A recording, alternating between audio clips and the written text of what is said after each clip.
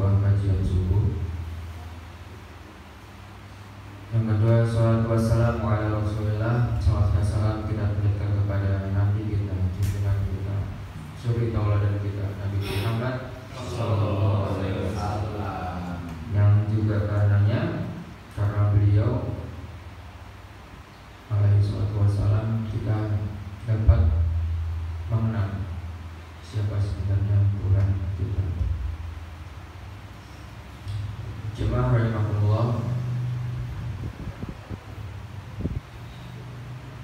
pada kesempatan kali ini kita akan membahas antara orang munafik, orang baik, dan orang bermanfaat.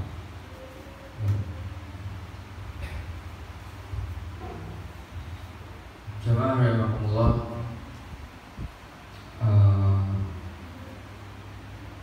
ada yang tahu apa itu orang munafik? Kaum munafikun, orang-orang munafik. Biasanya itu orang yang gak selaras apa yang diucapannya sama apa yang ada dalam hatinya. Gitu.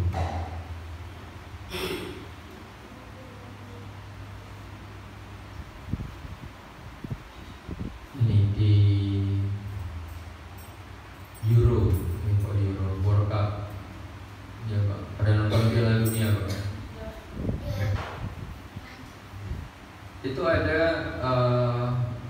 apa ya, peraturan baru saya dengar dari FIFA itu mengenai tidak diperbolehkannya memakai ban LGBT itu. Nah itu. Lalu apa namanya, orang-orang yang kafir pada marah kan itu Pak. Nah, kadang kita tuh sampai kelewat batas, mengandalkan akal pikiran kita sampai kelewat batas, menuhankan yang namanya akal. Ya, kita beranggapan bahwasanya orang-orang tersebut beranggapan bahwasanya nggak apa-apa toleransi, nggak apa-apa nggak memerangi LGBT, mereka kan juga manusia gitu. Hidup kan pilihan gitu. Nah itu yang kedua. Bahkan ada saya pernah melihat di berita itu salah satu warga kita itu yang tinggal di Jerman, ya, salah satu warga Indonesia yang tinggal di Jerman. Dia perempuan Pak, berhijab Islam, ya. Tapi dengan adanya kasus seperti itu, apa tanggapannya? Sebenarnya sih ini orangnya yang ngomong ya Pak. Sebenarnya sih gak apa yang seperti itu. Adanya LGBT, adanya homoseksual, adanya lesbian dan sebagainya, itu gak apa-apa. Itu kan hak-hak mereka. Padahal dia ini seorang Islam. Kita kan sama-sama tahu bahwasanya kisahnya kaum Nabi Lut itu seperti apa. Allah langsung mengazab seluruhnya. Nah, ini. Hubungannya dengan kaum munafik, kenapa ada orang yang Islam tapi gak ngerti sama agamanya, gitu loh. Disebabkan karena apa? Tidak belajar. Makanya kita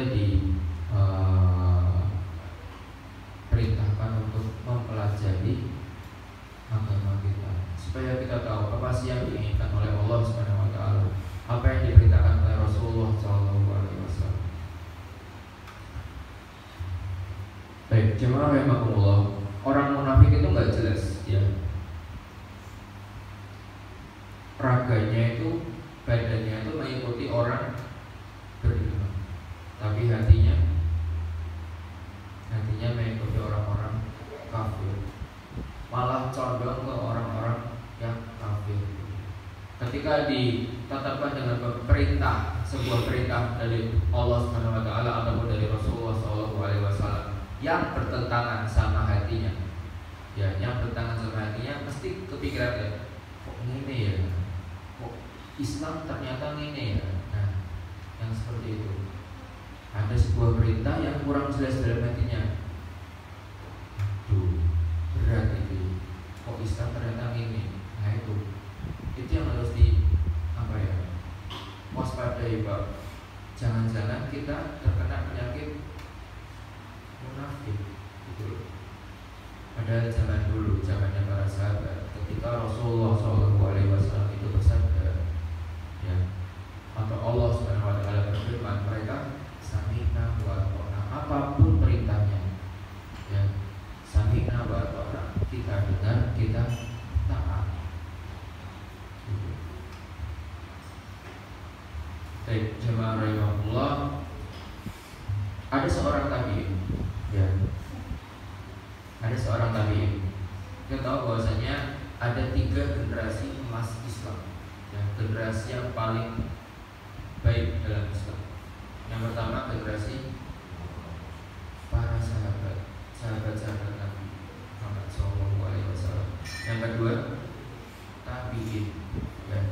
Tabi'in itu hidup, orang-orang yang hidup pada zaman ketika para sahabat masih hidup. Ya, habis itu yang ketiga tabi'ut tabi'in.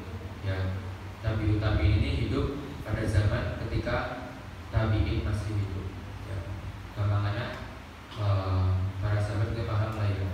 Ada Umar, Abu Bakar As-Siddiq, Utsman bin Affan, Ali bin Abi Thalib dan sebagainya. Terus apa tabi'in itu? Yang ada di antaranya Hasan Al-Basri dan sebagainya. Yang ketiga barulah lahir generasi tabi'ut tabi'in. Itu ada 4 imam mazhab, ya, kayak Imam Syafi'i, Imam Malik, Imam Abu Hanifah, Imam Ahmad bin Hanbal gitu. Habis itu Islam udah gak karuan setelah generasi itu, ya. Nah, ini ada seorang tabi'in yang bernama Ibn Abi Mulaika, ya. Beliau ini berkata bahwasanya adraktu salatina min ashabi Nabi sallallahu alaihi wasallam, ya. Tabi'in, seorang tabi'in. Dia berkata, aku pernah menjumpai sebanyak 30 sahabat Nabi. Beliau ini enggak main-main, pernah menjumpai 30 sahabat Nabi dan semuanya sahabat-sahabat yang berkualitas. Ya, Abu Bakar As-Siddiq, ya, Aisyah radhiyallahu anha. Beliau pernah menjumpai sebanyak 30 sahabat Nabi dan semuanya mereka takut akan penyakit munafik. Bayangkan, Pak, sahabat Nabi yang mereka ini langsung menyaksikan. Sahabat Nabi kan orang-orang yang hidup pada zaman ketika Nabi masih hidup, ya. Jadi mereka benar langsung menyaksikan seperti apa firman itu turun, ya. Seperti apa Rasulullah SAW ketika sholat, ketika membaca Quran dan sebagainya. Mereka benar langsung menyaksikan. Tapi yang namanya mereka ini aja masih takut akan penyakit munafik.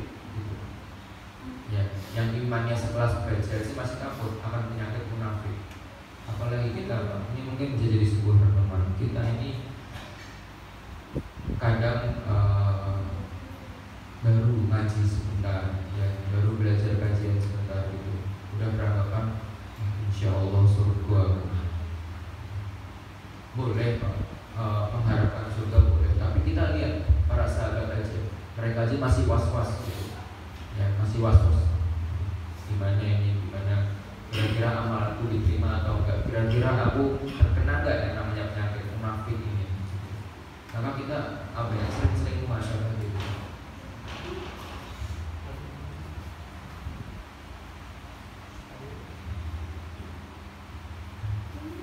Jamaah rahimakumullah. Selanjutnya yaitu ada beberapa sifat-sifat orang munafik. Ya. Ada beberapa sifat-sifat orang munafik.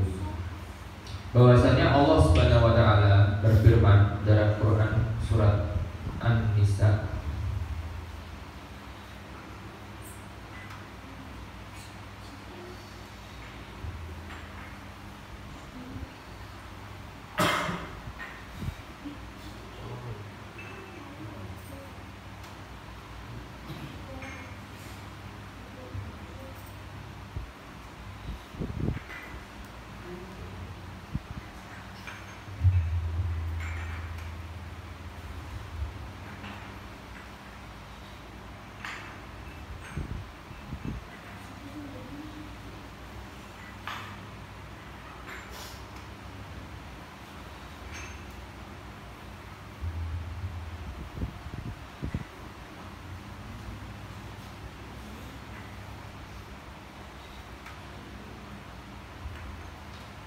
jemaah rahimahullah, beberapa sifat orang munafik ya. Yang pertama yaitu benci dengan agama Allah. Sifat orang munafik, orang ini sebenarnya benci dengan agama Allah ya.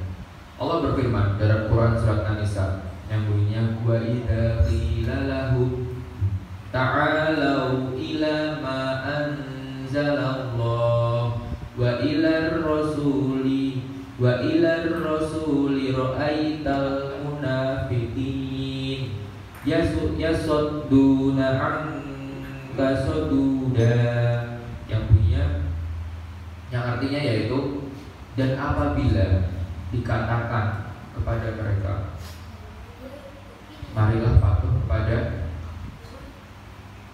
apa? Ma'anzalallah ya. Marilah patuh kepada apa yang diturunkan oleh Allah. Apa Bapak? Yang diturunkan oleh Allah Al-Quran ya. Ma'anzalallah wa ilar rasul ya. Ketika dikatakan kepada mereka patuhlah, kalian ini patuhlah kepada apa yang diturunkan kepada Allah, berarti Al-Quran kan? Dan patuhlah kepada Rasul, berarti apa? Sunahnya, sunah Nabi Pak.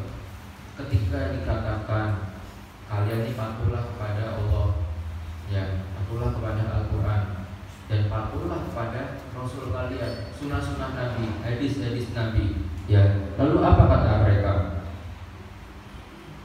Apa? Lalu engkau ya Muhammad akan melihat mereka ini apa? Menghalangi dengan keras, menghalang-halangi orang yang akan patuh terhadap itu. Quran surat An-Nisa ya. Jadi tatkala disebutkan tentang Al-Quran ataupun hadis-hadis Nabi, mereka ini nggak suka Pak ya. Mereka ini nggak suka, bahkan akan menghalang-halangi apa yang telah disampaikan. Jadi orang munafik ini Pak lebih baik daripada orang kafir. Mereka ini kayak sebenarnya musuh dalam selimut ya.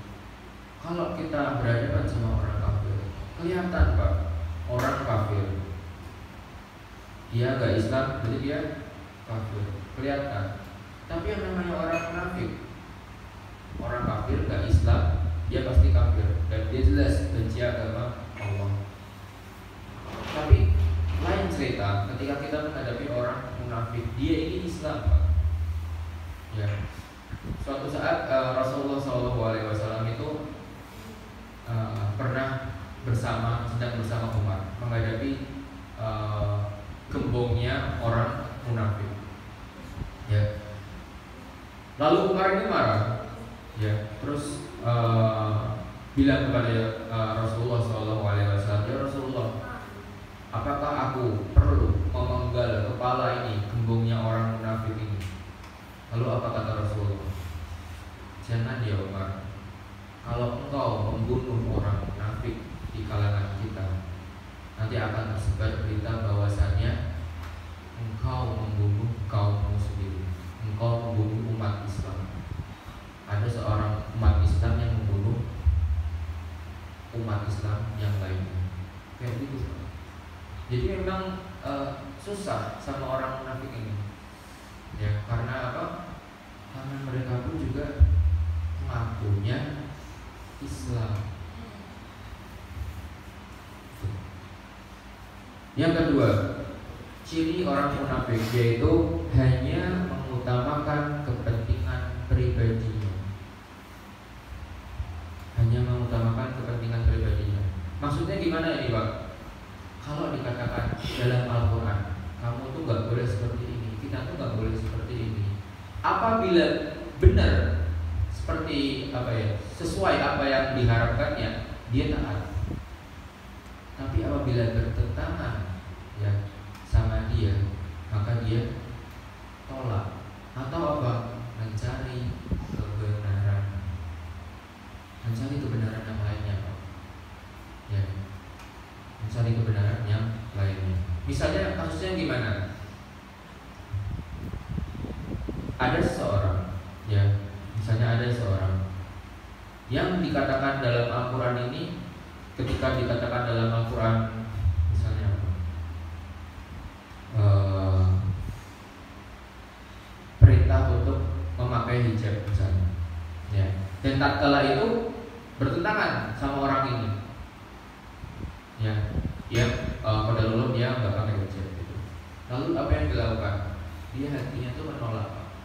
Padahal yang nyuruh pakai hijab itu siapa? Allah Subhanahu Wa Taala langsung dalam Al-Quran gitu. Ya, langsung dalam Al-Quran. Sebenarnya gini, Pak, Allah itu nggak mengekang para wanita, nggak mengekang para wanita, enggak. Allah tuh sayang, bahkan sayang banget sama yang namanya para wanita gitu. Kalau kita lihat ya, Pak, bahkan ada perempuan yang udah menjaga auratnya itu masih bisa terzolimi sama laki-laki. Ya enggak, Pak? Ada kabarnya, saya pernah melihat berita tuh, ada kabarnya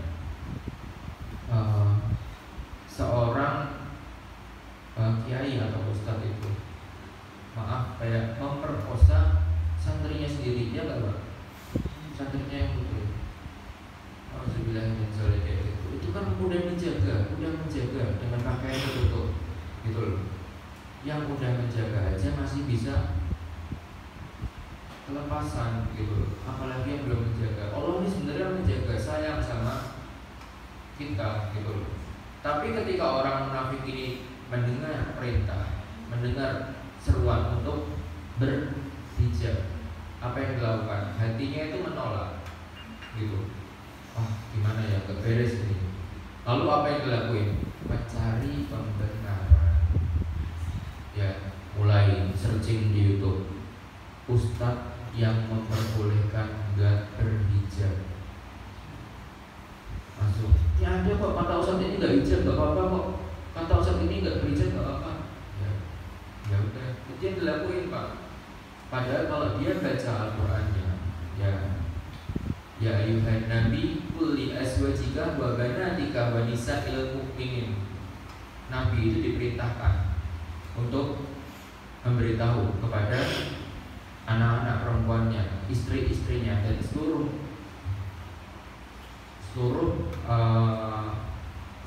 orang perempuan, kaum perempuan yang ada pada zamannya. Untuk apa? Untuk mengulurkan jilbabnya atau hijabnya ke seluruh tubuhnya. Itu kira-kira yang ngomong siapa? Allah Subhanahu Wa Taala, gitu. Ya, mungkin yang lagi maraknya kita sering kita dengar ketika biasanya sakitnya yang bawain ketika menjadi imam, suratnya wala taqrabuz zina. Ya, innahu kana fahisyah wa sa'a sabila. Ya, dan janganlah kalian mendekati zina. Sesungguhnya zina itu adalah perbuatan yang keji dan suatu jalan yang buruk. Tapi apa? Ketika orang munafik mendengar ayat tersebut, ya, mereka tetap saja sebagainya. Nah itu yang keliru Pak. Ya. Atau mereka bakal nyari pembelaan gitu. Zaman sekarang kalau nggak pacaran, kalau nggak PDKT, gimana mau menikah gitu. Kan banyak orang yang bisa menikah, tetap bisa menikah tanpa harus pacaran gitu. Itu kan zaman dulu, nggak bisa diimplementasikan ke zaman sekarang dong Mas. Ya kayak gitu orang munafik Pak. Selalu menentang ayat-ayat Allah, merasa lebih pintar daripada Allah. Nggak mungkin Pak. Ini kasusnya itu udah ada sebenarnya sejak zaman Nabi Adam. Ya, zaman sekarang nih Pak. Zaman sekarang itu nggak bakal ada orang yang langsung bilang aku ini lebih pintar daripada Allah. Ada Pak orang Islam yang bilang seperti itu? Nggak ada. Tapi dengan menentang ayat-ayat Allah, ya, ketika diserukan Al-Quran, perintah-perintah Allah, lalu dia, wah ini nggak bisa Mas, ini nggak masuk di zaman sekarang. Itu sama aja lebih pintar daripada Allah. Ya nggak Pak? Dia nggak bilang, orang ini nggak bilang aku lebih pintar daripada Allah, enggak. Tapi dia bilang dengan cara menentang ayat-ayat Allah. Bisa, kasus ini udah ada pada zaman Nabi Adam alaihissalam. Ya, ketika setan disuruh sujud kepada Nabi Adam, apa katanya? Kira-kira mau nggak setan pada saat itu? Enggak. Akibat daripada setan diturunkan ke dunia, ke dalam dunia adalah ketika dia nggak mau disuruh sujud kepada Nabi Adam. Apa katanya? Ana khairum minha. Aku tuh lebih baik daripada dia. Ya. Aku lebih baik daripada Adam. Kenapa aku harus sujud pada Adam alaihissalam? Ya. Ini nih Pak. Yang nyuruh sujud itu siapa Pak? Allah. Yang nyuruh Nabi Adam sujud kepada setan itu siapa Pak? Allah. Ya. Terus setan berarti nggak taat sama Allah. Makanya setan langsung diturunkan sama Allah ke dalam dunia. Ya. Para ulama menyebutkan bahwasanya yang dimaksud setan, perkataan setan ini, ya Allah, Engkau ciptakan saya dari api, dan Engkau ciptakan Adam dari tanah. Lalu Engkau menyuruh saya untuk sujud kepada Adam. Ini pernyataan yang bodoh. Iya Pak, ini gak masuk akal ini ya Allah. Engkau ciptakan saya dari api, sedangkan Engkau ciptakan Adam dari tanah. Ini gak masuk akal gitu. Sama gak pada zaman sekarang, ketika Allah menyuruh dengan perintah-perintahnya dalam Al-Quran, terus kita menentang. Wah ini gak masuk akal ini Mas. Ya, ini gak masuk akal. Ini kan buat pada waktu masa itu gitu. Masa sekarang gak bisa kayak ini. Sama aja itu menentang sama perintah Allah. Sama kayak setan pada waktu itu. Bisa dipahami Pak? Gitu. Baik, jemaah rahimahullah. Yang ketiga yaitu kerap memperolok iman orang yang sesungguhnya. Jadi orang yang telah beriman sesungguhnya itu, yang dilakukan orang munafik itu bakal memperolok, mengejek di belakangnya. Ya. Allah berfirman dalam Quran surat Al-Baqarah ayat ke-13, wa idza qila lahum aminu kama amanan nas, dan apabila dikatakan kepada mereka berimanlah kamu sebagaimana, dengan iman yang sesungguhnya ya Pak nih, sebagaimana orang lain telah beriman. Jadi gini Pak, dalam memahami ayat ini turun dengan kalimat berimanlah, dan apabila dikatakan kepada mereka berimanlah kalian dengan iman yang sesungguhnya, ya seperti orang lain yang telah beriman. Ayat ini turun pada zamannya siapa? Nabi Muhammad SAW. Ada orang munafik, ada orang-orang lain, ada para sahabat. Ayat ini turun, beriman berimanlah kalian dengan iman-iman orang-orang seperti orang-orang yang lainnya. Berarti imannya siapa? Imannya para sahabat. Nih, kalau kita masih bingung patokannya, iman yang paling hebat itu imannya para sahabat. Karena apa Pak? Sahabat yang langsung menyaksikan gimana wahyu itu turun. Ya enggak Pak? Yang langsung menyaksikan gimana firman Allah itu turun melalui wahyu. Ya. Terus apa lanjutannya? Qalu anu'minu kama amanas sufaha. Ya. Mereka berkata, apakah kami akan beriman? Ya, seperti imannya orang-orang yang bodoh itu. Kata orang yang munafik itu seperti itu, Pak. Ya, mereka menganggap bahwasanya imannya para sahabat ini imannya bodoh, nggak masuk akal. Ya, sufaha, imannya orang yang nggak punya akal, gitu loh.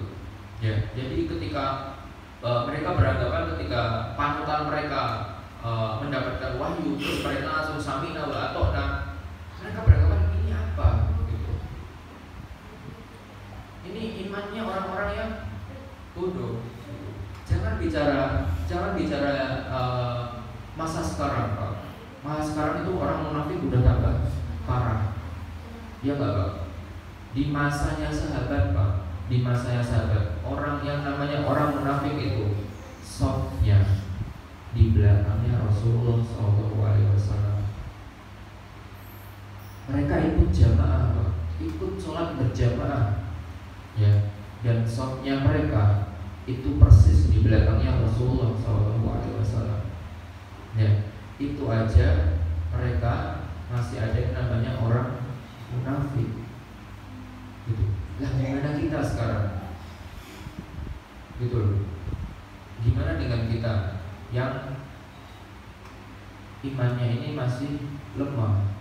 Ya, kadang naik, kadang di atas, kadang di bawah. Gitu Pak. Ya. Gembongnya orang munafik itu aja masih ikut sholat sama Rasulullah SAW. Gimana dengan kita? Ya. Makanya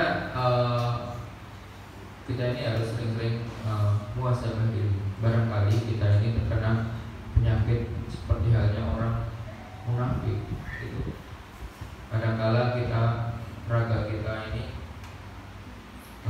pro sama Islam. Wah, saya ini Islam kok. Saya ini cinta sama Islam kok. Gitu.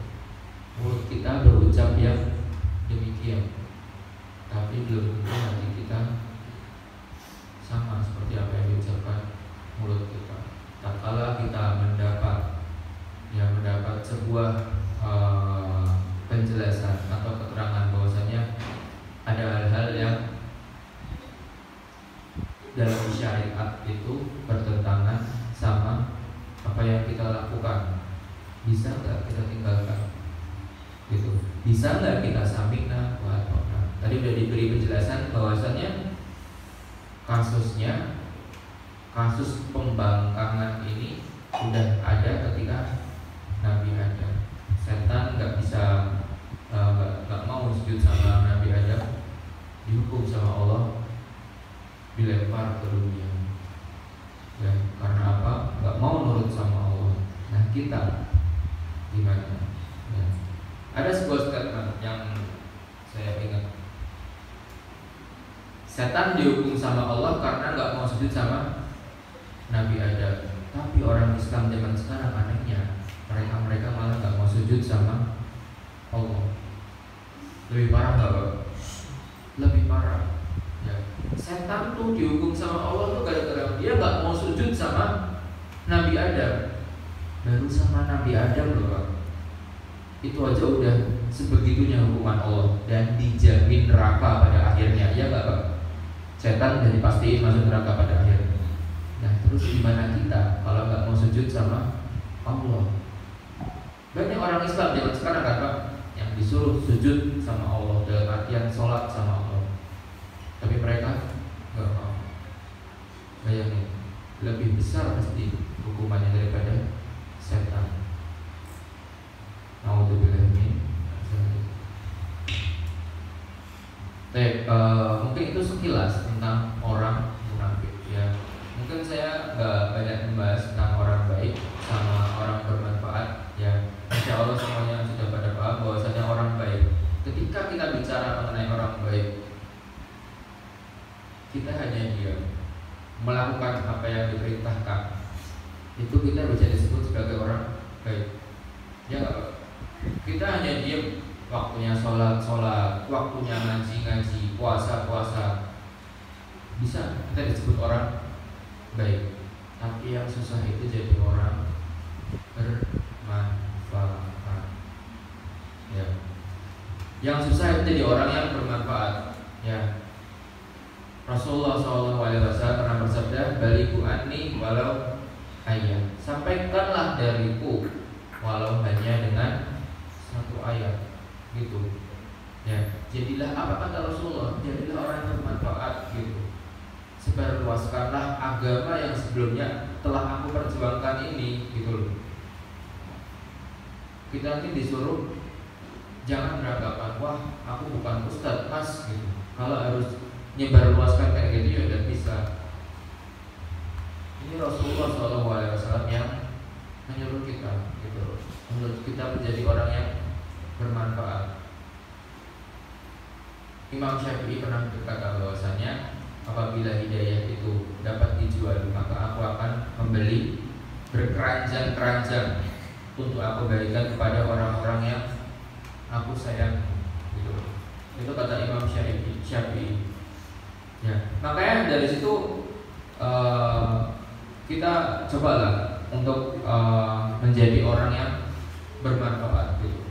Tadi itu kalau misalnya jadi orang baik hanya dengan diam, kita bisa jadi orang baik. Diam, waktunya sholat, waktunya ngaji, waktunya puasa, bisa jadi orang baik kita. Tapi yang bisa jadi orang yang bermanfaat ya. Karena tujuan kita ini ketika menjadi orang bermanfaat udah beda dengan orang baik. Orang bermanfaat ini otaknya mikir.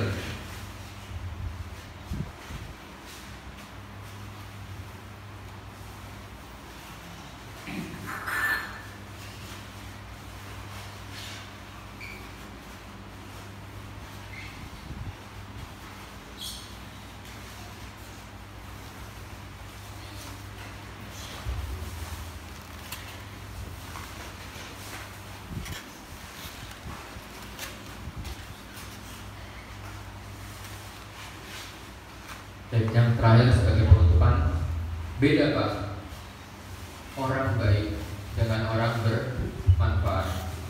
Tadi seperti disebutkan, orang baik itu ya hidupnya gitu monoton ya. Kita hanya diam, wayahe sholat, wayahe ngaji ya, wayahe sedekah. Udah itu orang baik gitu. Kita nggak melakukan maksiat, kita nggak melanggar perintah Allah, kita jadi orang baik ya. Tapi cobalah di sini menjadi orang yang bermanfaat ya.